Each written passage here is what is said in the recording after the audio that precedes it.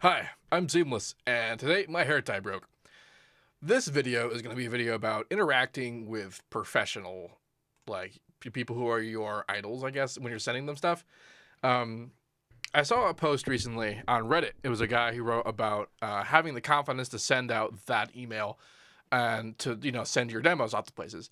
And he was primarily talking about places that are like designed to take demos, like labels or promo channels, which are rapidly becoming labels just in their own sense, that kind of thing, and that's fine. That's totally cool. My stance on that is that if there is a place it is their purpose in life to accept demos and to accept music from other producers, send them your stuff. There's not really a problem if they reject it, because they in all likelihood they have probably seen worse. But they made me think about a particular issue I have with people who just kind of randomly send stuff to me all the time. And because my general thought on that is, don't do that. Don't just randomly send stuff to other producers.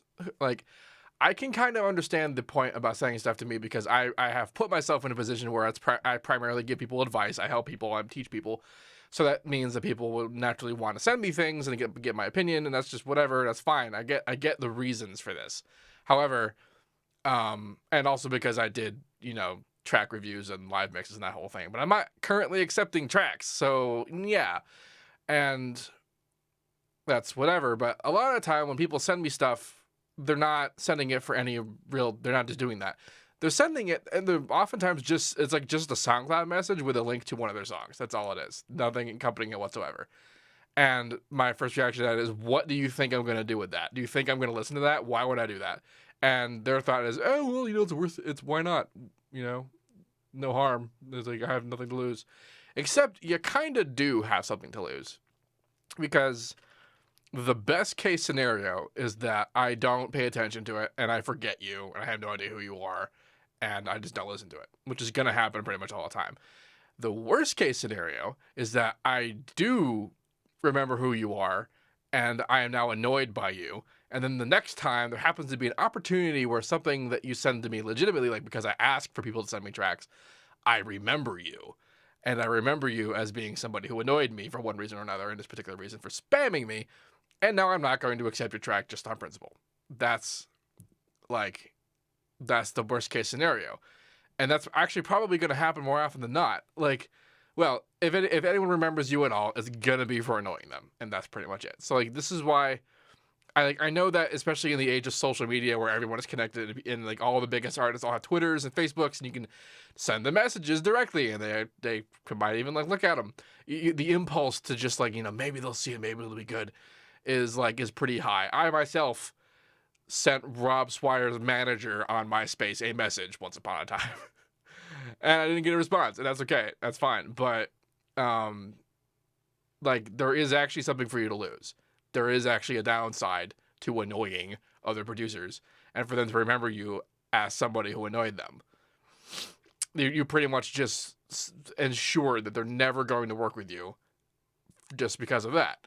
And this is talking about as someone like myself, like I said, who there are reasons why people would send me things, but don't send tracks to just other artists, to just other people out of the blue, unsolicited, and even without any kind of like. I mean, at the very least, you could be like, "Hi, what's going on?" But like, don't just send a track with nothing. That's just ah. I've seen other artists post on Facebook just exploding, just being like, "Stop sending me tracks. I don't care. I don't want to listen to your tracks." Just being like, I don't care." And for other producers who are just producers who making music is their whole life and that's all they're ever gonna do, they really don't have a reason to just like look at some scrubs track. That's kind of all there is to that. So, and like, you might think like, like, oh, they gotta support the scene, they gotta support the next generation, they gotta have responsibilities. They really don't. They don't at all. And like, this goes back to stuff I was talking about the success video, and like talk about marketing and that kind of thing. This is just not the way to do that.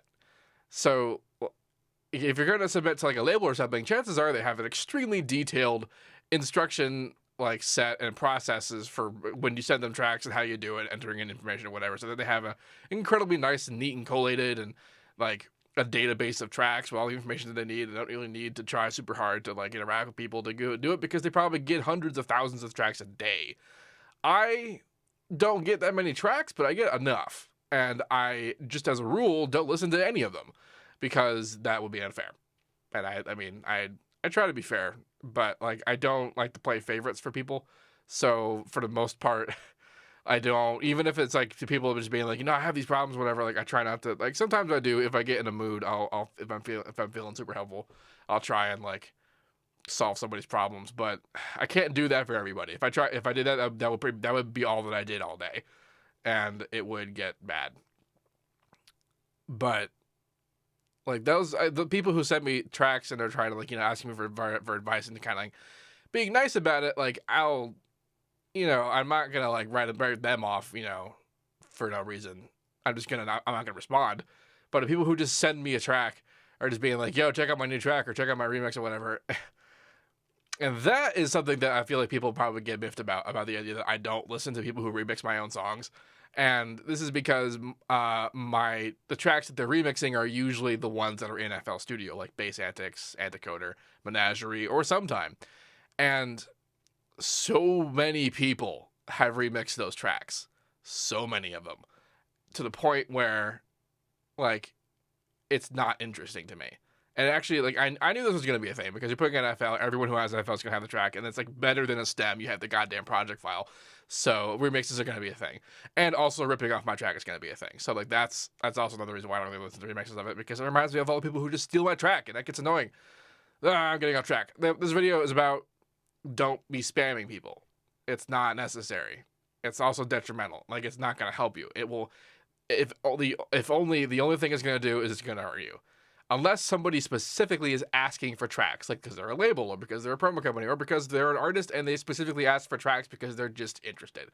Like, that's the only time when you should be sending stuff. And like, if you're getting it in your head that like, you have nothing to lose and why not take a risk and like it's not gonna be bad. A, you're an asshole because you're just bugging me because you think there's not gonna be any repercussions. And B, there's gonna be repercussions. So don't do it. Come on. And yeah, it's kind of ranty. That's not really any kind of like industry knowledge because most of that's pretty self-explanatory to a lot of people. But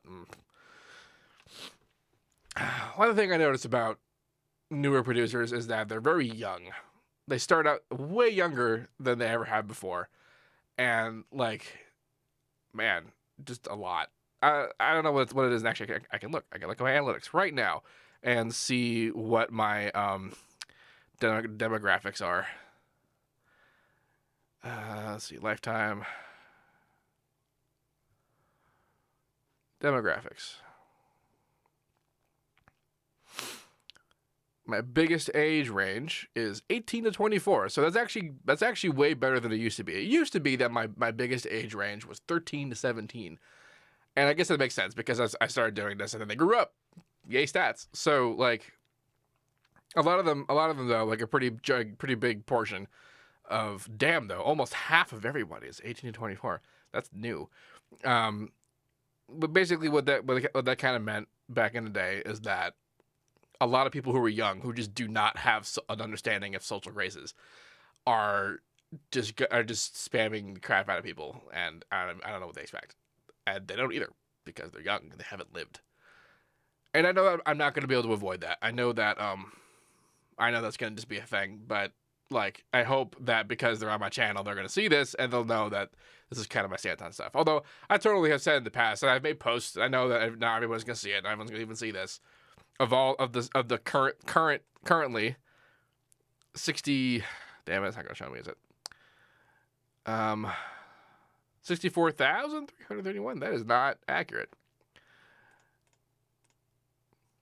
Of my current 65,788 subscribers, maybe 1,000 people are gonna see this video. Like I might get a number of views from multiple individuals. It might be 1,000 to 2,000 people will see this video ever. And half of those aren't even subscribers. So, information dissemination, great. Well, maybe some of you will have had something use of this. I kind of apologize. I didn't go to sleep yesterday, and I was just moving shit. So I'm tired and I'm cranky. Yeah.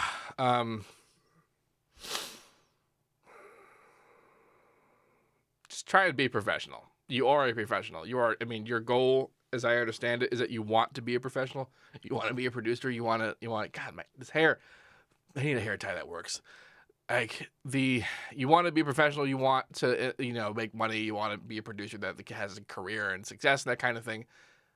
So act like it. Act professional. Anyway, if you have any questions about this, I forgot. Hold on. Please remember to like, favorite, and subscribe. And if you have any questions about this, let me know. And as usual, have a nice day.